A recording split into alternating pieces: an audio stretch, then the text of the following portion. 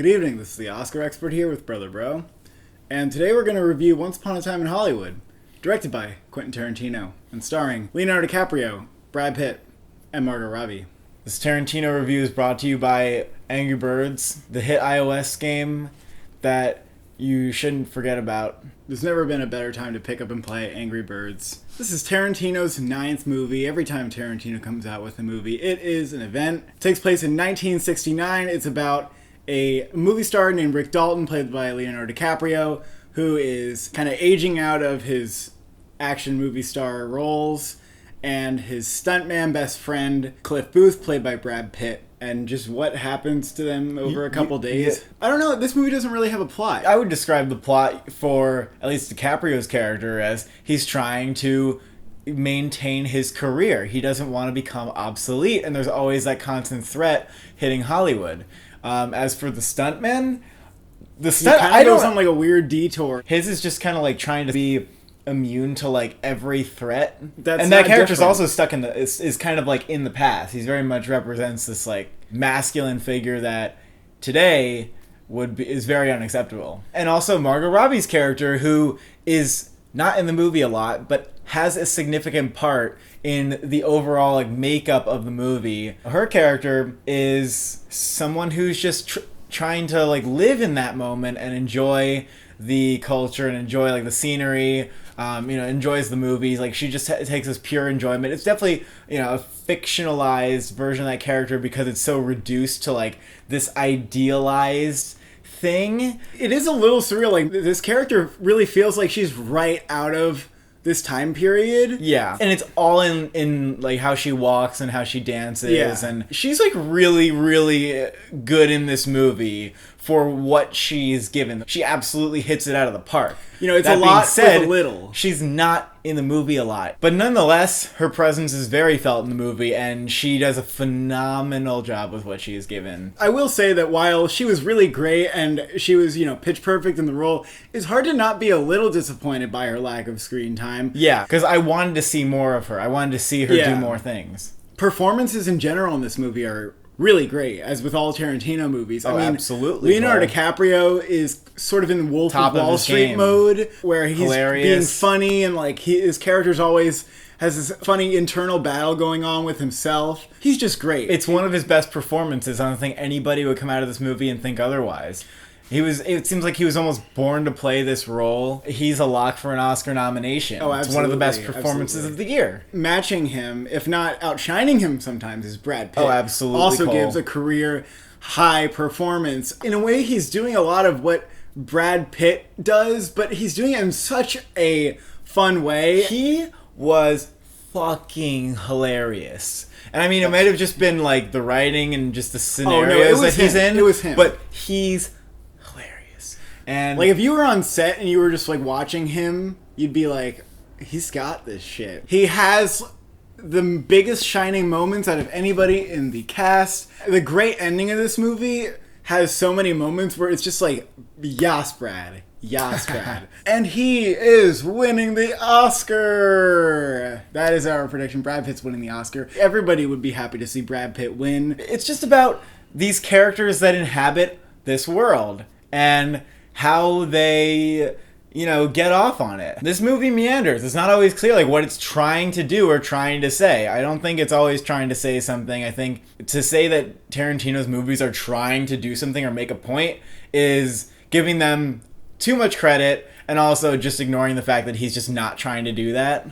I think it's very clear in his other movies and as well as this one that if you, like, try to pick it apart, you don't really get anywhere. Like, he inserts little things that seem like maybe they could add up to something bigger. The way they develop character, the way they build character is always like fascinating. Yeah, they have like the elements of something like brewing, but then there's not like a statement that comes out of here. However, I think that this movie probably more than other movies has a little bit of a statement. Yeah, exactly. About old Hollywood. The ending is a statement. So I actually found that this Tarantino film, more so than Hateful Eight and Django Unchained for me, had a cohesiveness to what the movie is really about or what it does want to say. And though it doesn't pertain to maybe every thread and every scene in the movie, it certainly pertains to the ending. It's making this statement about Hollywood, and it's actually very brilliant, I would say. And I think that elevated the movie for me to like one of his best, in my opinion. Your theater's gonna be in a riot at the ending. That's how exciting and exhilarating it is and how hilarious it is. You'll be jumping out of your seat. You'll be leaping and howling across the theater. And the way it combined like comedy and violence was just one of the most entertaining things I have seen and will see all this year. As you said, this is a meandering movie. Unlike many Tarantino movies, there's not a lot propelling this plot forward. And even though he has movies that meander and has movies that take detours, it usually feels like there's some sort of tension there, be it like between two people, or maybe like there's like somewhere where the scene's going and you like don't know what it could be, which is the case, for example, when Brad Pitt goes to the ranch. I think that scene had that sort of like tension where you don't know what's going on and you're like really invested. That scene didn't really have a payoff though. I think it did have a payoff though, because that ranch is taken over by a bunch of hippies. A lot of them are women. It's like this is the new age that's a threat to old Hollywood presented in this movie, the one that actually cares about social issues, not just escapism. The way that he handles that in the end is just like he gives himself like a Hollywood ending, I guess. Yeah. Maybe there's a way you could read that. But for the most part, and maybe perhaps the entire first half of this movie, I didn't feel like there was any tension. I'm so sorry. The entertainment factor wasn't really there for me. It wasn't that I needed the movie to have a plot. There were moments that were really fun. Brad Pitt fighting Bruce Lee, Leonardo DiCaprio's moments where he's acting in his project, I actually thought were really well done and like somewhat significant, the way that they were filmed. A lot of this movie for me was just a little tensionless. The very beginning of this movie also I wasn't that wrapped up in. I liked getting a vibe for the city and like where they're driving around, but I think that sometimes the editing was just like very cut. Not like that slow burn tension that you get in the best Tarantino moments. For example, I think it has like the best and the worst.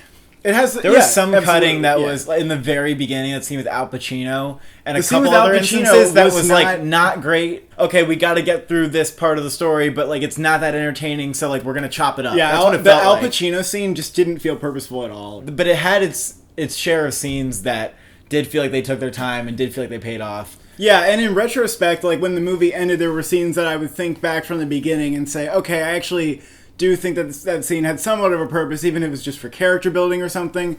Like there was some bad jump cutting, dare I say it, in this movie. I agree. Really just jarring and like, whoa, okay. But I still think that because the editing was showy at parts, so this movie can get an editing nomination. Yeah, I agree, and it was very, very like good in other parts. Tarantino expects you to roll around in the mud of his movie like a little piglet and enjoy every second of it, okay? So you have to judge his movie on the merits of, like, is it entertaining and is it fun? I actually felt that this movie was really fun to play, and I didn't get that bored. The beginning was slower for me than the rest of it, but for the most part, I was pretty wrapped up in it. But I would totally understand if it did bore you because of the lack of, like, connection, the lack of, like, direction. I think this movie's even worth, like, a second viewing, and I'm saying that after having sat through almost 3 hours of it. The ending, folks. If you're not entertained at the ending, you do not have a pulse. I would say I was less entertained than you. I didn't think that the movie started off in a way that just like completely propelled it. And I waited a long time for it to really propel itself. But when it did, towards the second half, I grew to appreciate the movie more. And even though some of the pacing was like strange and there were some moments that were more tedious, I appreciate that Tarantino's sometimes willing to abandon plot, meander a little bit. Overall, I appreciated that. I think that Margot Robbie's character, although I see how they're doing a lot with a little, I felt like if you have Margot Robbie who's so willing to do a lot, just put her in the movie a little more, man. Just put her in the movie a little more. Like, I get thematically how that character worked and paid off, but entertaining-wise, I wanted to see more. Loved Brad Pitt, loved DiCaprio in this movie. I thought some individual scenes were really great, and overall, super memorable movie. It's one of his best, I think. It does have the statement that he doesn't always include in his movies. But yeah, maybe it doesn't have like the consistent entertainingness of Inglourious Bastards or Pulp Fiction, I still think that nonetheless it ranks up there. I wouldn't personally say that it ranks up with the best. I think some moments are his best. He's at his best in this movie at times, but at times he's also like at his, I don't know, most tensionless, I guess I would say. There's enough people out there who are just going to love Tarantino for whatever he does, but there's a big crowd out there who also is pretty divisive on this movie. The Rotten Tomatoes audience score compared to the actual Rotten Tomatoes score, if you look back at his previous movies, it's lower than those movies. It's Django not as satisfying, Bastards. especially as Bastards. I think that it might be his best movie, or maybe my favorite of his movies. Maybe that, or like Kill Bill 1 and 2 together is probably one of his best. People are going to vote for it for Best Picture. People are going to want to see him get best... Like, there's that audience exists somewhere. Also, the production design is fantastic. The period is just immersive. The streets of Hollywood look amazing. And I think that it's definitely going to get a production design. Oh, and the sets that Leonardo DiCaprio finds himself on, they built, like, giant 60s Western replicas. Just paying homage the production to old design is really good in this movie. Wherever they can. Even though Tarantino's movies have never been nominated for production design, not even Bastards, I think that this could be the first. I think that the old Hollywood is going to appeal to Oscar voters in every category. I think the cinematography, certainly. Easily a contender. His movies always get nominated there. Director is a maybe, because he didn't get nominated for Django. This movie being more divisive than Django and Bastards, maybe he doesn't get director. He's not a lock for it. The movie's not gonna win Best Picture, I really don't think. Supporting actress? I honestly really don't know, because I think she's I gonna was get saying in. she was gonna get it before seeing the movie, but then seeing the movie and also seeing that you can do a lot with a little in a movie. Look at Michelle Williams and exactly. And there's such a good case for that here. Or Sam Elliott in Star is Born, but I don't even know if that's it, because what is her Oscar moment? When she's in the Everything theater. Michelle Williams is in is an Oscar moment. Everything scene that Sam Elliott's in is an Oscar moment. What is her Oscar moment? That she's dancing around? That she's embodying Sharon Tate? She's not a character who is explored. Margot Robbie is playing the character smartly, but the character itself is not a layered person. They just represent something. And for that reason, I actually see her losing out to other competitions, such should that competition exist. I think she has a very memorable performance, enough so that they've nominated people who I really didn't think were memorable in movies. I mean, Rachel McAdams in Spotlight got a nomination. She's doing all the press tours with people. She's a big part of it. She plays a real life person. Those things could override that. But there's also I still think she could get in because people have done less. Mary J. Blige in Mudbound. Mary J. Blige Exactly. didn't do anything in Mudbound except for not be herself and wear glasses. I think that so many people are where is she in this movie? If you're thinking that, then maybe the nomination isn't there. So that one's really iffy. Original screenplay is probably a lock. I don't see why it wouldn't be. It's a Tarantino movie. Cinematography, production design, editing seem like the most likely technicals. I wouldn't expect costumes for this one, because they just like stuff that's much more lavish. They do this. They go, Star is Born's getting production design and costumes, and we said, hell no it's not. They don't like that stuff. Could this movie get a sound nomination?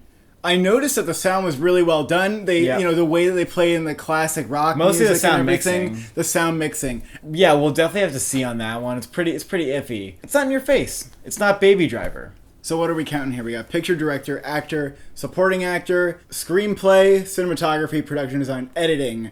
That's 8, and then maybe sound, maybe supporting actress. So I can see where people are mixed on this movie. I felt a little mixed on the movie, but overall I thought that it was a really unique Tarantino experience. The performances were just fantastic. That killer ending, I'm going to have to give this one an 8 out of 10.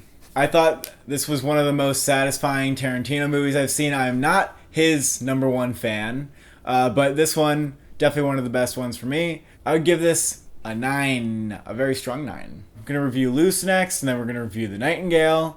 See you right here.